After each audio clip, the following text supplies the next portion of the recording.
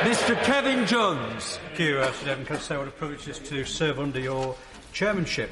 Can I say we've seen a remarkable event tonight? I never thought I'd see this, where the Scottish National Party would be in a love-in with the Honourable Member for Gainsborough and the Right Honourable Member for Wokingham.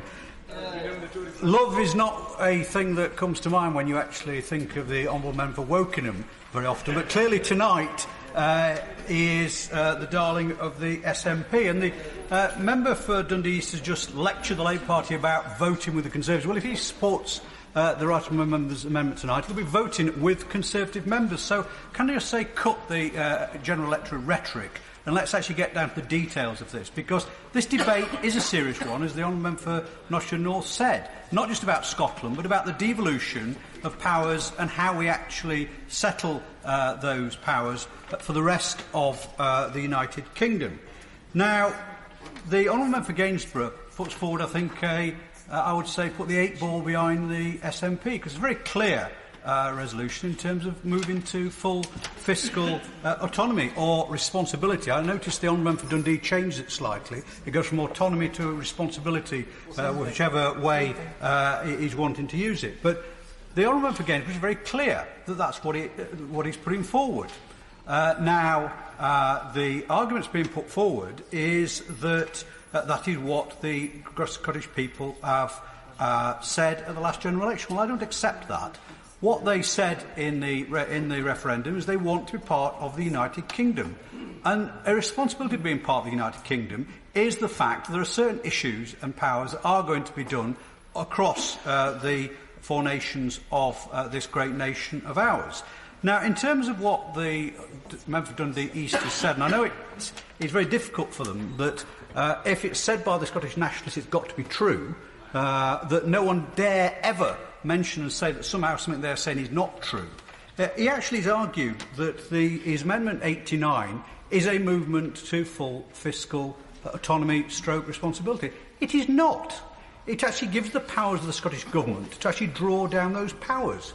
And why is it not being framed as clearly as the Honourable Member for Gainsborough? And it's quite clear why it's not being put forward as clearly as the Honourable Member for Gainsborough. Because his resolution would give the powers straight away, and the subsequent consequences for things such as the Barnett Formula and the support which that brings to the Scottish Government.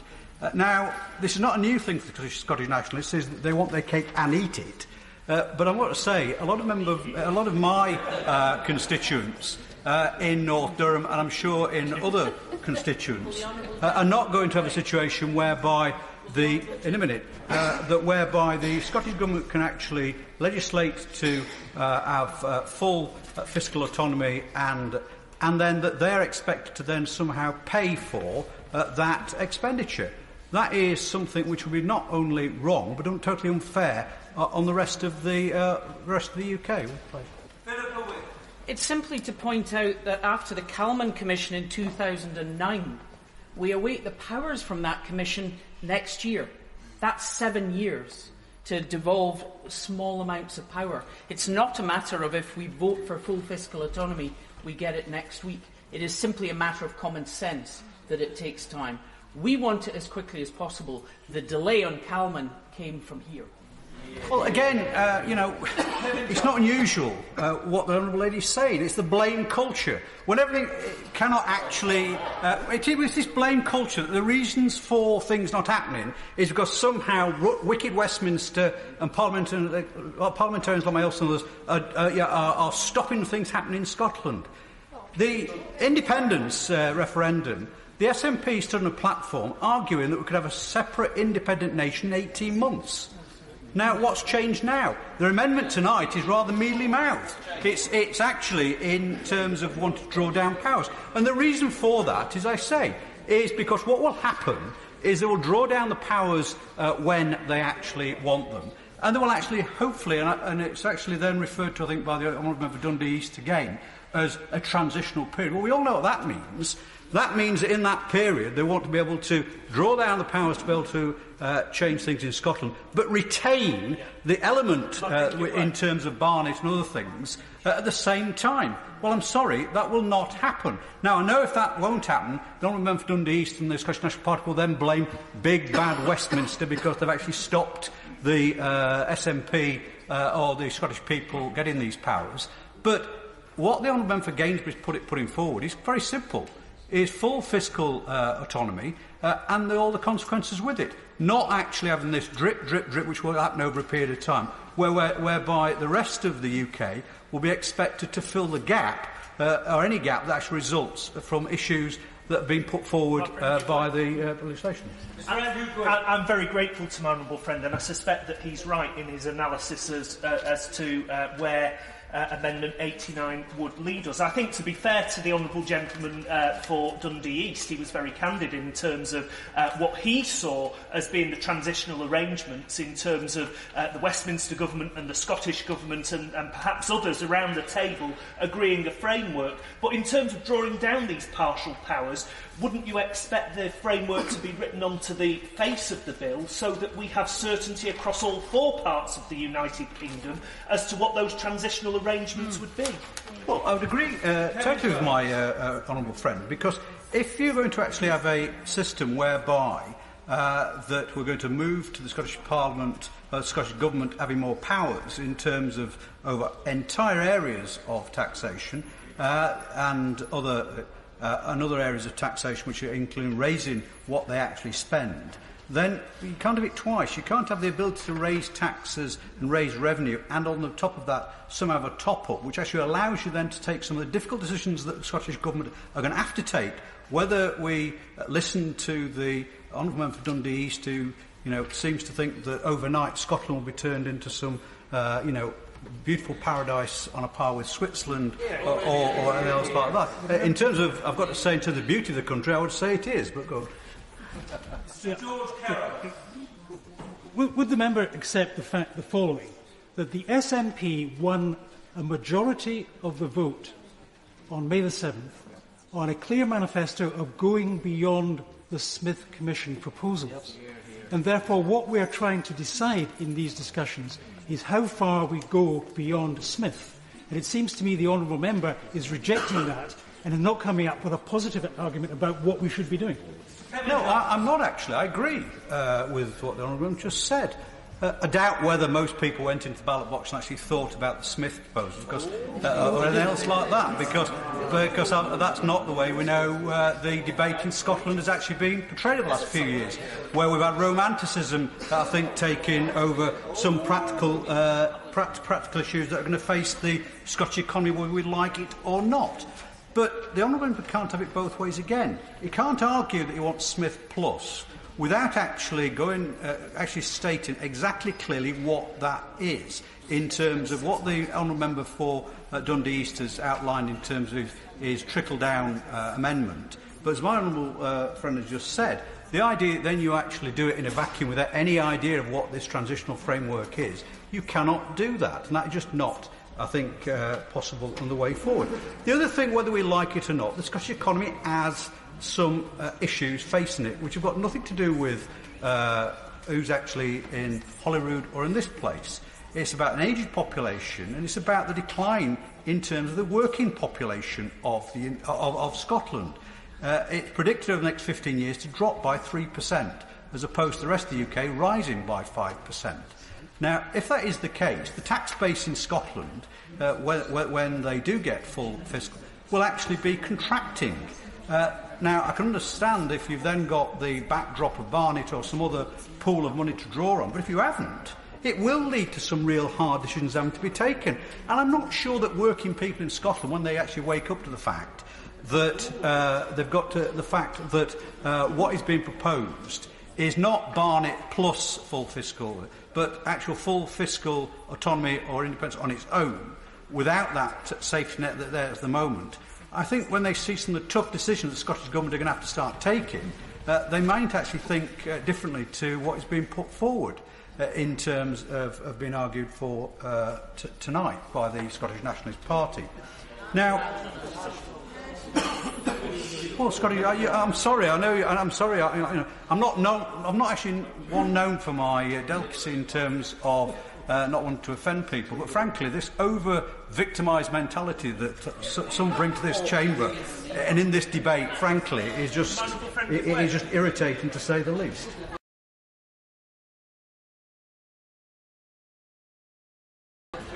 I think my honourable friend's making a really important point, and I think we've really got to focus on what the transitional arrangements would be leading to full fiscal autonomy, because I'm none the wiser as to what it is that the SNP are actually proposing. Is it that there should be a proportionate change in the Barnett formula aligned to the amount of taxes that they draw down in their move to full fiscal autonomy? Kevan Jones. Well, I think my honourable friend makes a good point, but that's not clear. No, I think what we'll actually want is, what they will want is a move to full fiscal autonomy and keeping a majority of Barnett. Well, I'm sorry, that's not going to happen. Now, what will happen in those circumstances when a UK government says no to that is what we'll get is the usual what we get from the Scottish Nationalists. It's wicked Westminster stopping Scotland getting what it actually needs. And I think that, is the nub of the problem in terms of why I think the SNP have retreated from their 18-month target of actually going to a full system whereby they could be independent to now wanting a fudge, which will actually obviously get them over the next few years. But the real issue, I think, comes down to the fact is this, is that, yes, the people of Scotland, and I think in terms of what they want in terms of more devolution, I support. But what I don't support is a system which then, one, isn't good, I think, for the individual members of the Scotland, members of the Scottish public, but also is unfair on my constituents and others in North Durham. Now, in terms of the debate which the member for Nottinghamshire North raised about the fuller issue around whether we actually need a debate over devolution in this country. Yes, I do. I'm sorry, I'm not the dewy-eyed approach that he takes, I think, because I think there is a situation where responsibility does actually have to stop at certain levels in any types of organisation. Otherwise, you'd be devolving power right down to, some type of French commune system in terms of street-level decision-making. But there is an argument that in a country such as ours, which is a very centralised system, that there is a need for a movement in terms of devolvement of powers. Now, what we saw in the North East in 2005 is quite a clear decision by the people that they did not want another tier of government when they rejected the regional assembly approach. And I've got to say, I think most places do not want more politicians. And I think in terms of what's now been proposed by the Chancellor in the saying that we will devolve certain things to the North East of England, unless and only reason if you have an elected mayor which stretches down from the Berwick right down to the Tees, which again is looked at a structural way of things rather than actually asking people. Now, I know that the Conservative Party machine in the North East is going to overdrive this weekend with Mr Jeremy Middleton, a failed Conservative parliamentary candidate who can't actually get elected anywhere in the North East under the Conservative banner, is now, I think, leading business, 60 business leaders saying that the North East elected councillors and others need to sit up and listen to the Chancellor and actually get on with actually having an elected mayor for that huge region. Well, I'm sorry, we need the debate in the region of how we actually devolve those powers. And I would say to business, very gently, is don't be used by someone like Mr Jeremy Middleton, who's clearly got a political agenda of his own. Actually get involved and actually work with local councils and others to actually determine and support the future. Because I think there is a cynical side to the devolution debate by this government. And it's it's actually not only about... There does seem to be a mobile phone going off at the moment. I hope honourable members will adjust it. Mr Graham Allen. Oh, Mr Kevan Jones. I wouldn't want to insult the member for Nottingham North like that. But there is actually a cynical approach of this government to devolution.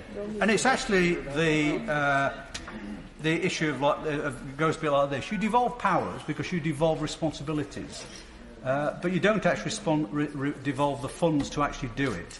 And I suspect what's happening in terms of this government is they want to contract Whitehall, but at the same time they're not going to actually devolve the money to the English regions. They're going to devolve the responsibilities and then say to those various local bodies, wherever they are, that they are the people who are going to be responsible for the failure or lack of being able to deliver on a local level. I'm very grateful to my honourable friend for giving away his being very generous. And of course, we're here today primarily to debate the Scotland Bill, but he's absolutely right in that the Scotland Bill, which we support, has far-reaching consequences for every part of the United Kingdom, including his constituency and mine, where this government are proposing quite extensive devolution powers to Greater Manchester.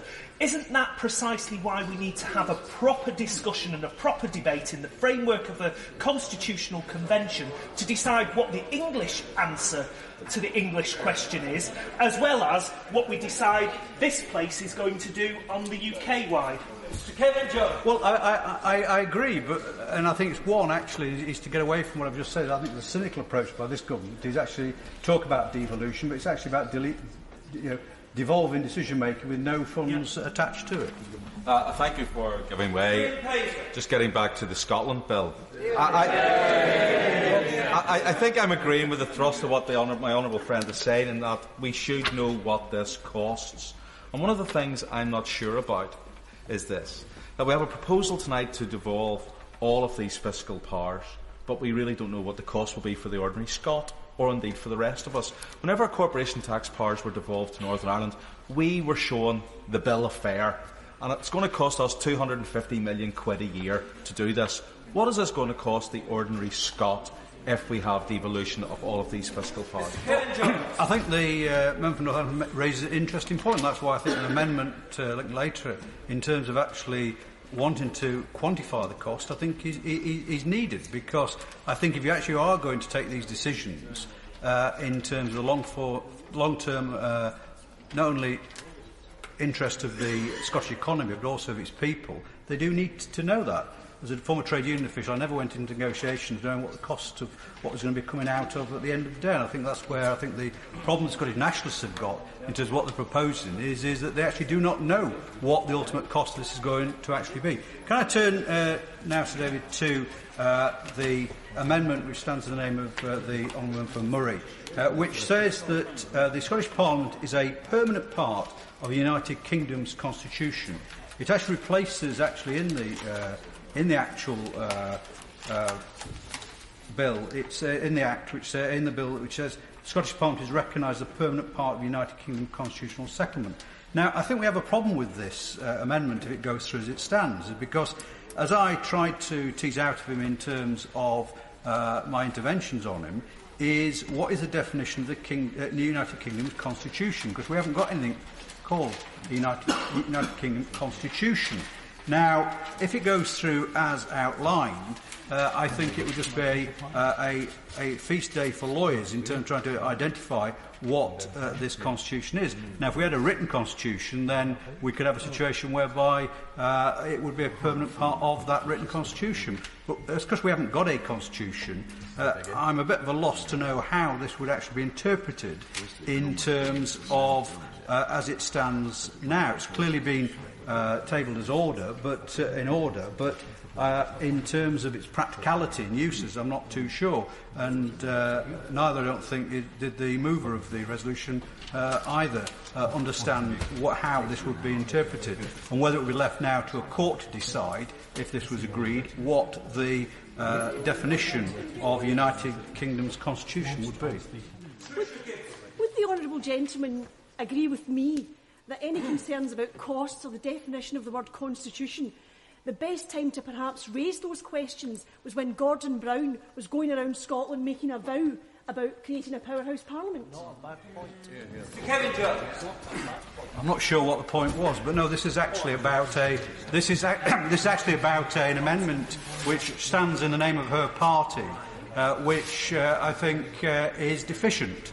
And I think in terms of whether it be voted on tonight or actually amended, I would actually think it was onus on the honourable member moving it to actually explain to the House what it means by the United Kingdom's constitution, and he clearly hasn't got a clue what that actually means. And the only danger in that is that it leads to lawyers, and as people know me of old in this place, I'm not one to be feeding lawyers in terms of trying to indicate whether someone challenged it, whether to feed them or not.